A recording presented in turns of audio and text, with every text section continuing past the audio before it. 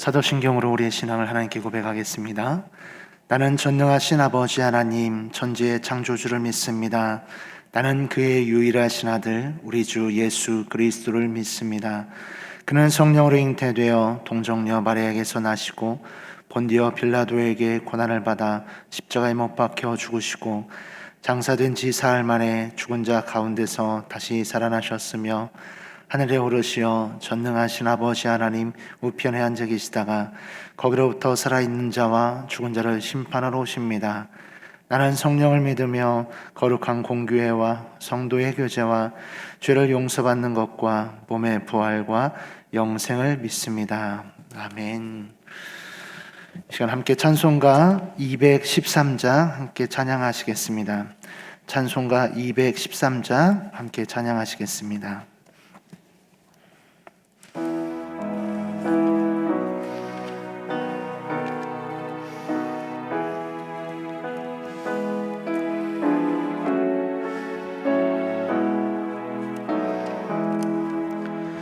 나의 생명 드리니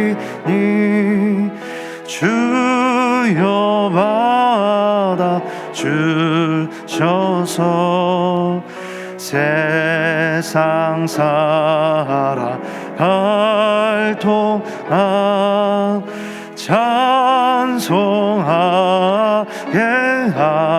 하소서. 손과 발을 드리니 주여 받아 주셔서 주의 일을 위하여 민첩하게 하소서. 나의 음성 드리니 주여 받아 주셔서 주의 진리 말씀만 전파하게 하소서. 나의 보아 드리니 주여 받아 주셔서 하늘나라 위하여 주 뜻대로 쓰소서. 나의 시간 드리니 주여 받아 주셔서 평생토록 주 위에 봉사하게 하소서. 아멘.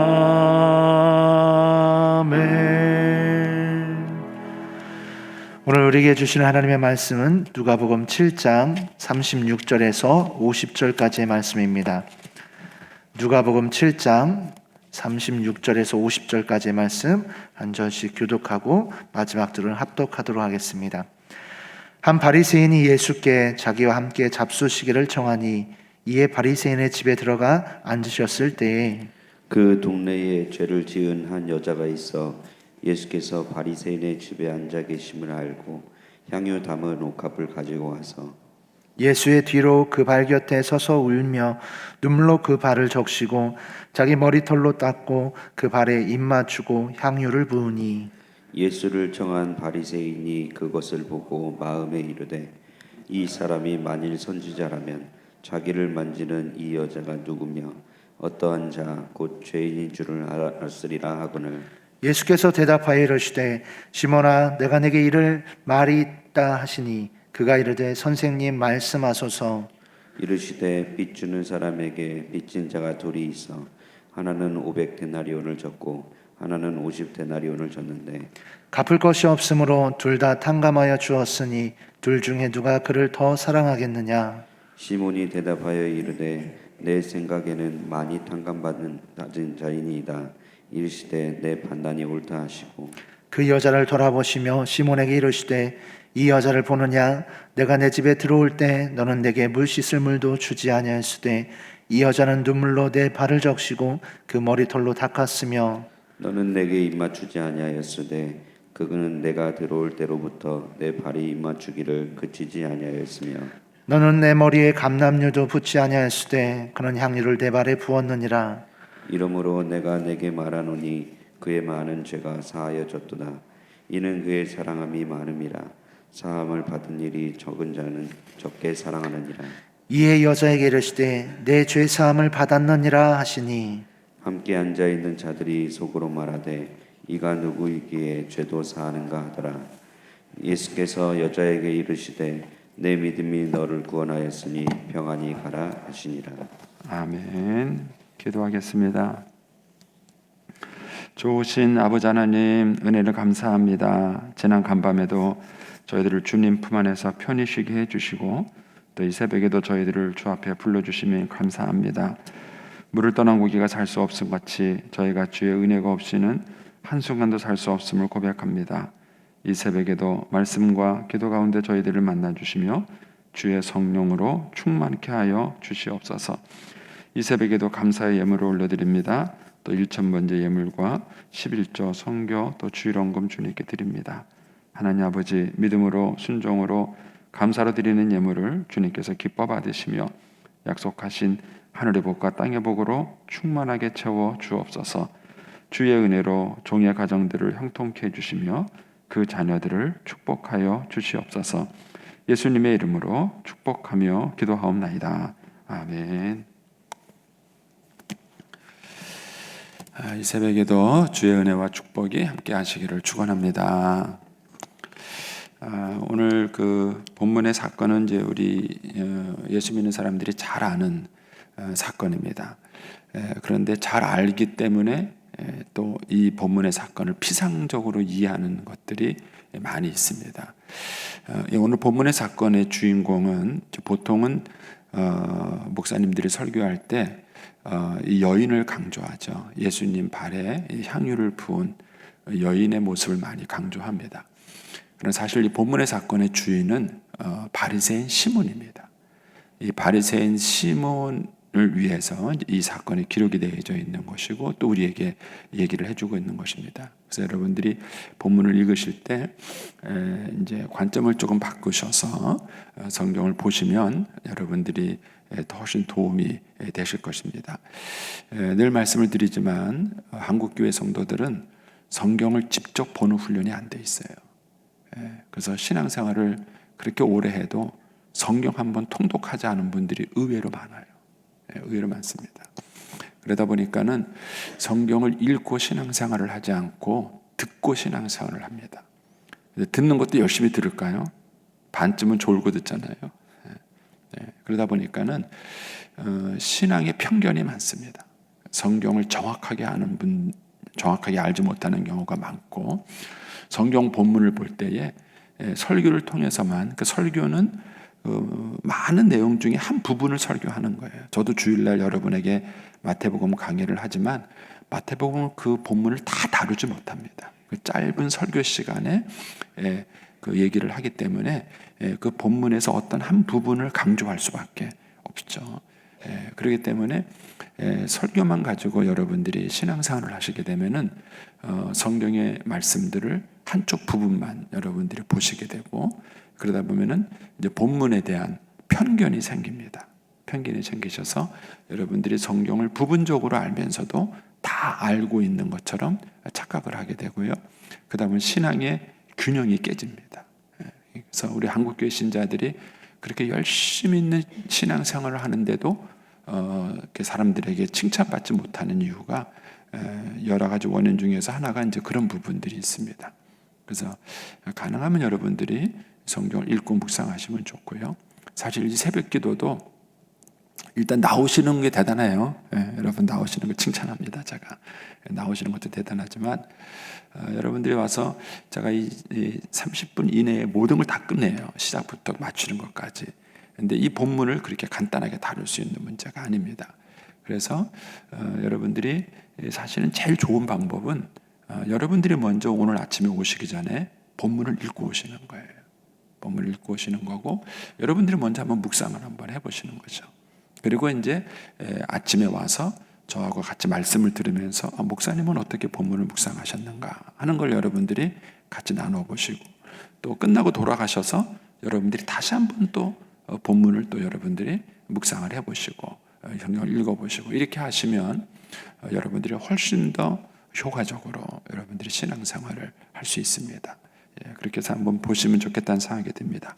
자, 오늘 본문 36절에 보시면 이제 내용은 여러분들이 너무 잘 아는 내용이라서 제가 설명하지 않고 바로 들어가겠습니다. 36절에 보면은 한 바리새인이 예수께 자기와 함께 잡수시기를 청하니 그랬습니다.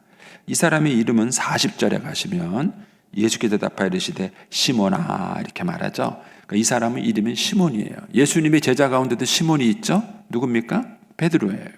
베드로의 원래 이름이 시몬입니다. 근데 예수님이 나중에 베드로라는 이름을 하나 더 붙여준 거죠. 그래서 이 성경에 동명이인이 참 많아요. 그래서 이제 이 사람을 말할 때는 바리새인 시몬이다. 우리가 이제 이렇게 이제 얘기를 하는 것이죠. 그런데 여기 36절에 보면은 한 바리새인이 예수님을 청했어요. 왜 청했죠? 예수님과 함께 잡수시기를 청했습니다. 이걸 보면 예수님의 인간관계는 굉장히 폭이 넓으세요. 예수님은 세리에게도 초청을 받았죠. 그래서 바리새인들한테 손가락질 받았어요. 좀 세리하고 죄인하고 어울리네 이렇게 손가락질을 받았어요. 그래도 예수님이 세리와 죄인과 어울려서 식사를 하셨어요. 또 여기서는 뭡니까?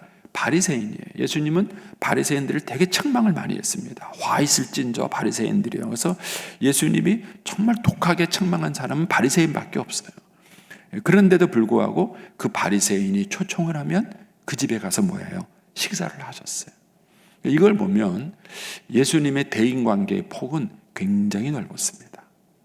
그래서 먼저 신자들이 점검해 봐야 될 게 이거예요. 신자들이 맨날 어울리는 사람하고만 어울려. 저는 문제가 있다고 생각합니다. 그러니까 전도가 안 되는 거예요. 다양한 사람하고 어울려야 전도가 하지. 생판 모르고 길바닥에 많은 사람이 예수 믿고 복 받으세요. 그럼 예수 믿겠습니까? 여러분 같으면. 그렇게 노방전도 해가지고 또 오해는 하지 마세요. 노방전도가 틀렸다는 게 아니에요. 하는 게 아니라 그렇게만 예수를 믿게 할 수 있겠느냐 하는 것이죠.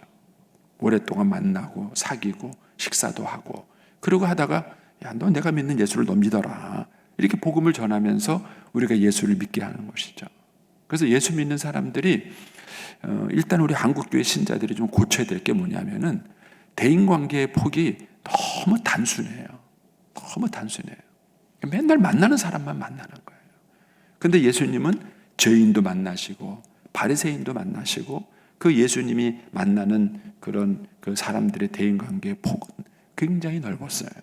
예수님은 바리새인의 초청도 받으셨고 그 초청에 응하셔서 거기 가서 이제 식사를 하십니다. 근데 그 식사하는 장면에서 이제 오늘 본문의 사건이 벌어진 것이죠. 자, 그런데 37절에 가면 이렇게 말합니다. 그 동네에 죄를 지은 한 여자. 자, 이 여자에 대해서는 딱 요 한마디만 소개됐어요. 어떤 죄를 지었는지, 무슨 죄를 지었는지, 얼마나 많은 죄를 지었는지, 그거는 설명이 되어 있지 않아요. 근데 어쨌든 이 여자는 뭐라고요? 죄를 지은 여자. 그 동네에 죄를 지은 여자. 이렇게 소개가 돼요. 근데 이 여자가 와서 37절에 보니까 예수께 와서 예수께서 바리새인 집에 앉아 계심을 알고 향유 담은 옥합을 가지고 와서 예수의 뒤로 그 발곁에 서서 울며 눈물로 그 발을 적시고 자기 머리털로 닦고 그 발에 입 맞추고 향유를 부으니 이게 여인의 행동이에요. 그런데 39절에 가니까 예수를 청한 바리새인이 그것을 보고 뭘 봤습니까? 뭘 본 거죠? 37절, 38절에 그 여인의 행동을 본 거예요. 그것을 보고 마음에 뭐라고 생각했느냐면은 이 사람은 누굴 말합니까? 예수님을 말하는 거예요. 예수님이 만일 선지자라면 자기를 만지는 이 여자가 누구며 곧 어떠한 자, 곧 죄인인 줄을 알았으리라 그런 거예요. 여기서 우리가 참 심각한 것이 있습니다. 이제 우리가 이제 부모들한테 이제 교육을 시킬 때 이제 그런 게 있어요. 예를 들어서 엄마가 이제 막 청소를 했어요. 막 이제 아침부터 일어나가지고 막 그냥 청소기 돌리고 막 닦고 탁 해서 이제 청소가 딱 끝났어요. 그래서 이야 드디어 이제 청소 끝나고 쉰다 이러고 있는데 이 아들이 유치원 다니는 아들이 엄마 하고 뛰어 들어온 거예요. 뛰어 들어왔는데 이제 이 아이가 온 이유는 뭐냐면 밖에서 놀다가 이쁜 꽃을 본 거야. 그 꽃을 보고는 엄마한테 갖다 주고 싶은 거예요. 그래서 꽃채를 뜯은 거예요. 뜯으니까 밑에 이제 흙이 이렇게 뿌리가 달린 거예요. 그거를 갖고 흙바닥에서 놀던 그 신발을 신고 막 따라 들어와서 그 다음에 들어와요. 그래서 엄마 하고 꽃하고 들고 오는데 엄마 눈에는 뭐가 보일까요? 조금 전에 청소 끝났는데 이게 발이 막 흙 묻은 발로 막 따다다다다다 들어와가지고 막 그냥 흙 갈아 떨어뜨리면서 엄마 하고 갖다 줘요. 엄마는 뭘 볼까요? 뭘 볼까요? 애가 들고 오면서 엄마한테 갖다 주고 싶은 그 사랑, 엄마한테 이 꽃을 보고 이 이쁜 꽃을 보고 엄마한테 주고 싶은 그 사랑을 볼까요? 조금 전에 청소 끝났는데 청소를 더럽혀는 그걸 볼까요? 엄마들의 반응은 야! 엄마가 지금까지 청소했는데 이게 뭐 무슨 그 아이는 그 꽃을 들고 와서 엄마한테 주고 싶었던 마음의 상처를 받는 거예요. 아이는 어리죠. 어리니까 미숙한 거예요. 엄마가 청소를 해놨는지 뭐 해놨는지 잘 모르죠. 미숙한 거죠. 엄마가 성숙하다면 그 아이의 마음을 먼저 봐야 돼요. 그래, 어머, 네가 이쁜 꽃을 갖고 왔네.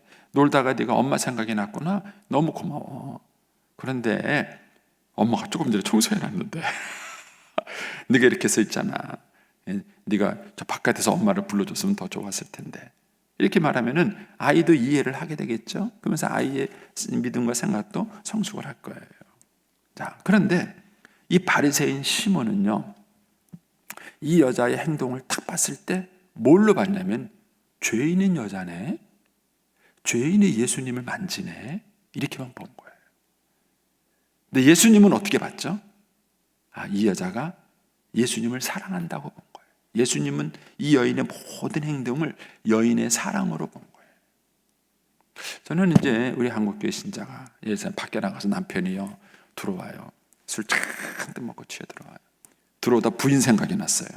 그래가지고 풀빵을 사갖고 들어와요. 붕어빵을 사갖고 딱 들어오면서 집에 기분 좋게 들어와서 여보 하고 이제 풀빵을 딱 주는데 부인은 뭐가 보일까요? 술 처먹고 온 것만 보이는 거예요. 술 먹고 난 다음에 그래도 아내 생각해서 사들고 들어오는 그 붕어빵은 눈에 안 보이고 그 술 처먹고 들어오는 꼴보기 싫은 것만 보이는 거예요. 여러분이 한국교회 신자들의 문제가 이 바리새인 시몬하고 똑같아요. 시각이 굳었어요. 바리새인 시몬은 이 여자가 그 동네에 죄를 지은 여자라고 소개가 돼 있어요.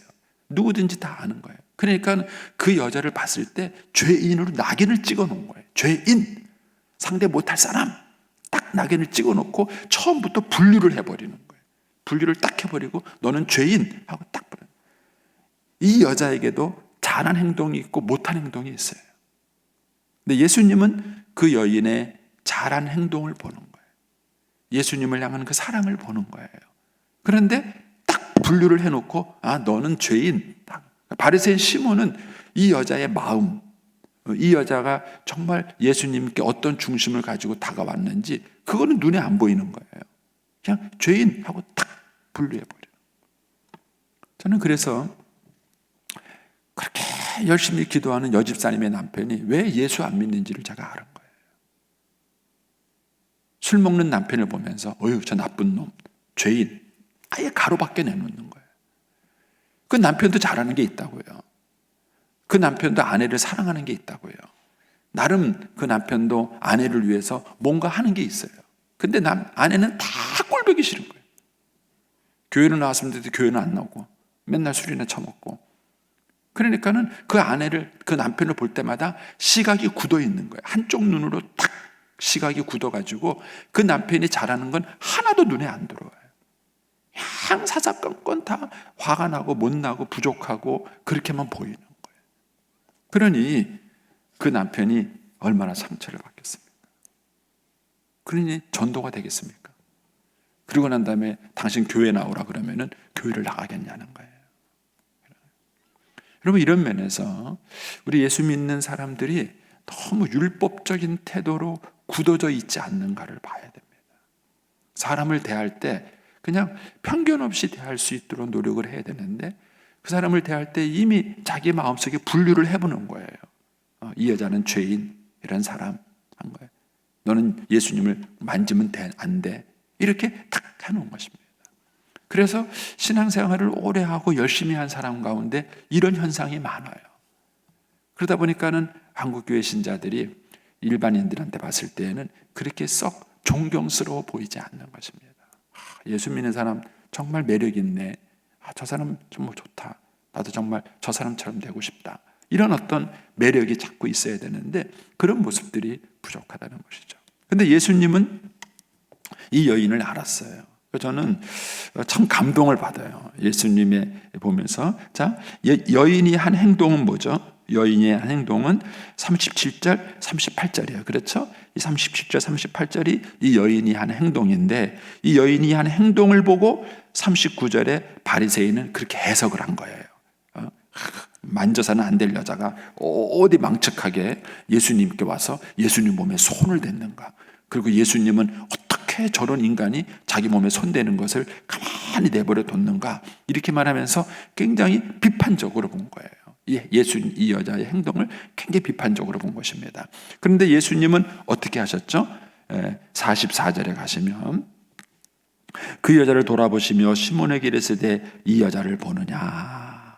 그러면서 내가 내 집에 들어올 때 너는 내게 발 씻을 물도 주지 아니하였으되 이 여자는 눈물로 내 발을 젖었고 머리털을 닦았으며 너는 내게 입 맞추지 아니하였으되 그는 내게 들어올 때부터 내 발에 입 맞추기를 그치지 아니하였으며 너는 내 머리에 감람유도 붓지 아니하였으되 그는 향유를 내 발에 부으니라. 이러므로 내가 말하노니 그의 많은 죄가 사하여졌도다. 이는 그의 사랑함이 많음이라. 요거예요. 예수님은 이 여인의 행동을 보면서 뭘 봤냐면은 여인이 예수님을 사랑하는 걸 본 거예요. 사랑함이 많은 걸 본 거예요. 저는 목사로서 이제 이것을 볼 때마다 부끄럽기도 하고요. 참 명절에도 교인들이 선물을 줘요. 목사님 감사합니다. 주는 거 많은 걸 받죠. 그런데 그 마음을 내가 다 알까? 저는 목사로서 가끔 생각을 많이 하는 거예요. 성도들이 이렇게 줄 때 보면은 그 마음에 담긴 내용들이 다 달라요. 다 다릅니다. 근데 그 마음을 내가 다 알까? 어떤 것들은 모르고 지나치는 것은 아닐까? 사실 그래서 목회를 한다는 게 두렵기도 해요. 어떤 때는 참 두렵고 괜히 내가 잘 몰라서 사람들에게 상처를 주고 있는 것은 아닌가 하는 생각이 들어요. 그런데 예수님은 이 여자의 마음을 너무 잘 아는 거예요. 이 여자가 향유를 붓고 눈물을 흘리고 그것을 예수님은 이미 읽어드린 거예요. 이 여자가 사랑함이 많구나. 나를 사랑해서 이런 행동을 하는구나 하는 거예요. 사실 그래서 부부 사이에 갈등이 있다면 우리는 항상 상대방에게 있다네. 바리새인 시몬은 분명히 그 여자가 문제라 그럴 거예요.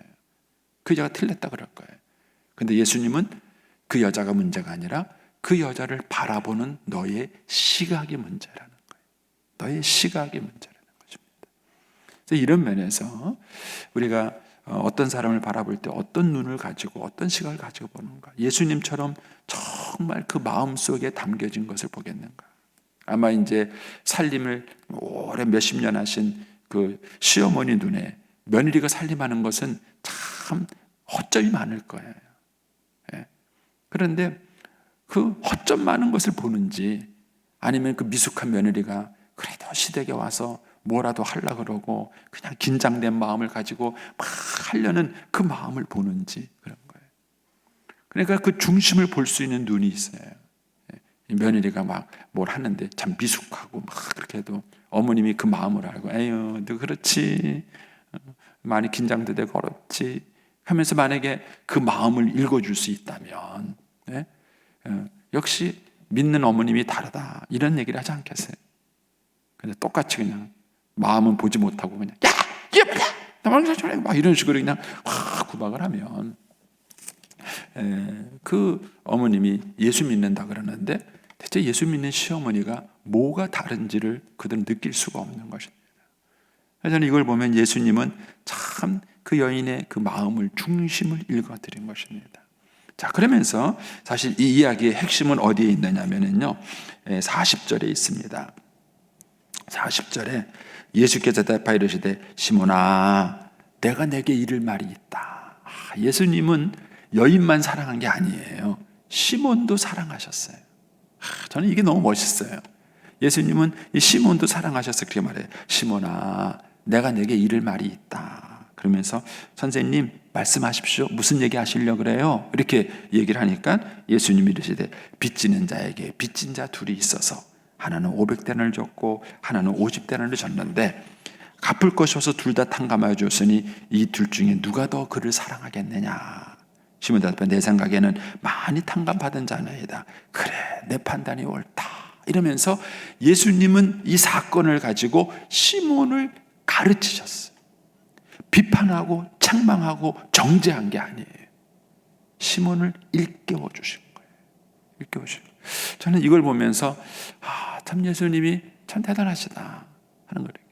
여러분 가르침만큼 훌륭한 좋은 선물은 없는 거예요. 예수님은 이 시몬이 이해할 수 있는 비유를 들으신 거예요. 이 시몬이 이해할 수 있는 그런 쉬운 비유를 들어서 네 판단은 어떤 게 옳으냐? 이렇습니다. 그렇지, 그게 맞지. 그거 봐. 이렇게 말하면서 이 얘기를 해주는 거예요. 아마 이것 때문에 이 시몬은 많은 걸 느꼈을 거예요. 저는 이제 이 시몬 얘기가 더 이상 나오지는 않는데 사도행전에 가면은요 바리새인 중에 예수를 잘 믿는 사람들 얘기가 나와요. 저는 그 중에 안에 이 시몬이 들어서 있지 않을까. 이 시몬이 들어있지 않을까 이제 그런 생각. 천국 가봐야 알겠지만 그런 거예요. 그러니까 예수님은 시몬을 불러서 책망하고 비난하고 정죄하기보다는 가르치신 거예요. 여러분 이번 명절에 자녀든 며느리든 실수하는 게 있으면 가르치시면 됩니다. 근데 가르칠 때 야! 이거 이렇게 하면 돼! 저렇게 해야 돼! 이렇게 하지 마세요. 예수님처럼 비유를 들으세요. 시몬아 내가 내게 할 말이 있다. 예 어머니 말씀하세요. 무슨 얘기하고 싶은데요? 그래 요건 요렇고 요건 요렇고 하는데 네 생각은 어떠냐. 이렇게 얘기하면서 깨달을 수 있게 해줘야 돼요. 느낄 수 있게 해줘야 되는 겁니다. 그렇죠. 많이 탕감받는 사람이 많이 사랑하죠. 그렇지. 그래 너는 나를 초청했지만 많은 돈을 들여서 사실 예수님이 오면은요 기본적으로 몇 명 따라와요? 예수님의 12제자가 따라와요. 여러분 집에서 13명 손님 대접해 보셨어요? 큰일이에요. 손님 13명 집에 들어와도요 13명 손님 음식 대접하려면요 그것도 큰일이에요. 그러니까 이 바리새인 시몬도 대단한 마음을 먹고 예수님을 초청한 거예요. 그런데 그 초청의 이면에 부족한 것이 있었던 것이죠.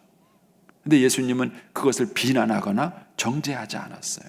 너도 나를 사랑해서 나를 초대했지만 그러나 네 중심보다는 이 여인의 마음이 훨씬 더 컸다는 얘기를 예수님이 얘기해 주시는 거죠. 자연스럽게 시몬이 느낄 수 있도록 해 주신 거예요. 그래서 가르쳐 주시고 깨우쳐 주시고 그래서 시몬이 성숙할 수 있도록 길을 열어 주시는 것입니다. 그래서 가르침이야말로 큰 사랑이에요. 우리는 돈 주고 물질을 주는 것만 사랑이라고 생각해요. 근데 그것만이 사랑이 아니에요. 가르치고 권면하고 깨우쳐 주는 것. 그래서 예수님은 늘 사람들을 만나면 이렇게 가르쳐 주시고 깨우쳐 주셨던 것들을 보게 되는 것이죠. 그래서 예수님이 사실은 이 시몬을 깨우쳐 주신 거예요. 그래서 시몬아 사랑함이 많았다. 그리고 그 행동의 모든 배경에는 그 사람의 마음속에 중심에 무엇이 있느냐가 있는 것이죠. 만약에 이런 원리를 안다면 47절에 가서 그런 얘기가 나오잖아요. 이러므로 내가 내게 말하노니 그의 많은 죄가 사하졌도다. 이는 그의 사랑함이 많음이라. 그러면서 결론적인 얘기가 나와요. 사함을 받은 일이 적은 자는 적게 사랑하느니라. 이 얘기는요. 사랑하는 것은 뭐냐? 죄를 용서해 주는 게 사랑하는 거예요. 사랑하는 게 뭐예요? 여러분 이번 명절에 자녀들이 실수할 때 또는 부부 사이에 남편이나 아내가 실수할 때 그거 용서해 주는 게 사랑이에요. 사랑이에요. 그리고 그런 용서의 경험이 많을수록 깊은 사랑을 갖는 거예요. 물론 깨달음은 있어야 돼요. 그렇게 헤어져도 사랑인 줄 모르는 사람도 있으니까 성령님이 도와줘서 깨달음은 있어야 되겠지만, 그러나 이런 상대방의 실수를 용서해 주는 거야말로 그를 사랑할 수 있는 좋은 방법과 기회라는 것입니다.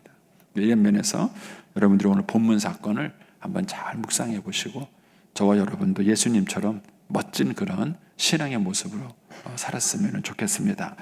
기도하겠습니다.